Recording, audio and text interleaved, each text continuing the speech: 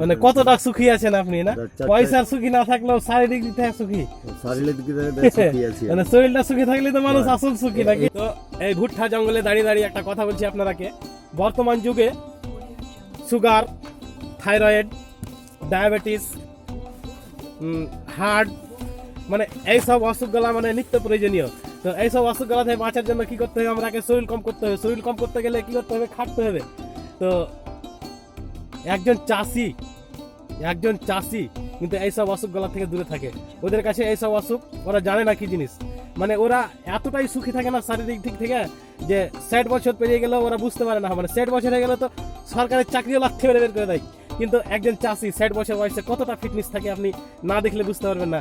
তো আপনারাকে দেখাবো যে এই চাষের কাজ করে। আর চাষি হচ্ছে এমনই একটা যে প্রথমে তো আল্লাহ উপরওয়ালা, তারপরে আমি মনে করি বাবা মা, তারপরে হচ্ছে এই চাষির স্থান আমি মনে করি, আমার ব্যক্তিগত মত। কারণ হচ্ছে যে চাষি সেই বাবা মার মতোই, চাষি যদি ফসল না ফলায় তাহলে আমরা খেতে পাবো না এখন। আর এই চাষিরাই কষ্ট করে এই ফসল ফলায়, মানে ওরা মানে এতটাই পরিশ্রম করে ফসল ফলায়, কিন্তু ওরাকে মূল্য আমরা কেউ দিই না। কারণ হচ্ছে যে তারা গরিব থাকে। আর অনেকেই বলে যে ভগবানের পরে নাকি ডাক্তারের স্থান, কিন্তু ডাক্তার তো পয়সার গোলাম। ওকে যদি পয়সা দাও তাহলে তোমার চিকিৎসা করবে, না হলে করবে না। কিন্তু পয়সা মানে এতটাই পয়সা নেয় না, মানুষকে ভিখারি করে দেয়। চিকিৎসা করাতে গিয়ে মানুষ ভিখারি হয়ে যায়, কিন্তু চাষির কাছ থেকে ফসল কিনে খাওয়াতে যে কোনো মানুষ এখন পর্যন্ত ভিখারি হয়েছে আমি জানি না গো।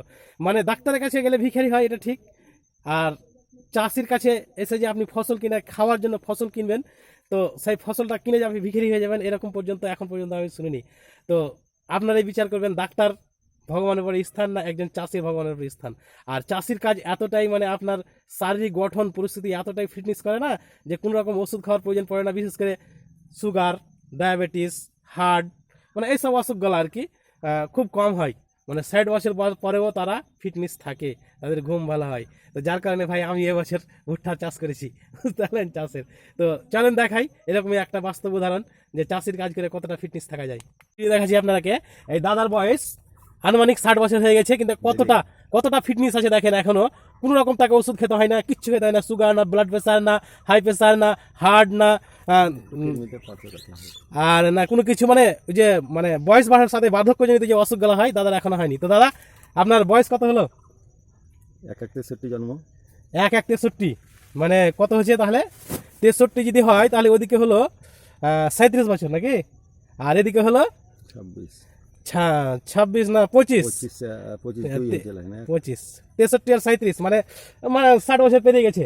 তো কোন রকম ওষুধ খেতে হয়? Sugar, blood pressure, high pressure, তারপরে থাইরয়েড কিংবা, তো দেখেন মানে 63-60 বছর পেরিয়ে গেছে এখন পর্যন্ত, আর এখন পর্যন্ত চাষের কাজ করে। এই দেখেন ভুট্টার জমিতে জল দিচ্ছে, বুঝতে পারলেন। আর আমি তো বললাম যে আমিও এবছর ভুট্টা চাষ করেছি, যার কারণে এই যে ফিটনেস থাকার জন্য, মানুষ ফিটনেস থাকার জন্য জিমে যায়, ব্যায়াম করে, কত কিছু করে, কিন্তু আমি শুধু ফিটনেস থাকার জন্য এবছর ভুট্টা চাষ করেছি। আর এই চাষের কাজ করে, বুঝতে পারলেন, চাষের কাজ করে কতটা ফিটনেস থাকা যায় এই দাদা তার বাস্তব উদাহরণ। মানে যদি চাষের কাজ না করেন কিংবা অন্য কোনো কাজ করেন, বয়স বাড়ার সাথে সাথে ব্লাড কোলেস্ট্রল, তারপরে থাইরয়েড, সুগার, ডায়াবেটিস, হার্ট, মানে নিত্য প্রয়োজনীয় এই ওষুধগুলো থাকবে। মানে ওষুধ ছাড়া চলতে পারে না। কিন্তু দাদাকে জিজ্ঞেস করছি, দেখেন আপনার কোন রকম ওষুধ খান আপনি? দাদা কোন রকম ওষুধ খাই না, এটা তো সাধারণ ব্যাপার, কিন্তু লাগাতার কোন রকম ওষুধ রাত্রে ঘুম কেমন হয়? রাত্রে ঘুম ভালো, সারাদিন কাজ করেন, সারাদিন ঘুম পাচ্ছেন, কোনো টেনশন নেই। মানে কতটা সুখী আছেন আপনি না? পয়সার সুখী না থাকলেও শারীরিক দিক থেকে সুখী, মানে শরীরটা সুখী থাকলে তো মানুষ আসল সুখী নাকি? হ্যাঁ, আর পয়সা আছে, রাত্রে ঘুম হয় না, শরীরে চলতে পারে না, এটা কি সুখী? দেখেন দাদা কত সুন্দর সুখী আছে। আর এই ভুট্টা জমিতে, এই জঙ্গলের মধ্যে, বুঝতে পারলেন কিনা, একাই এই কাজ করছে, সাথে আমি আছি, আমার জমিতে এসেছি, আমি ওই বছর ভুট্টা চাষ করেছি 3 বিঘা। ঠিক আছে, ধন্যবাদ।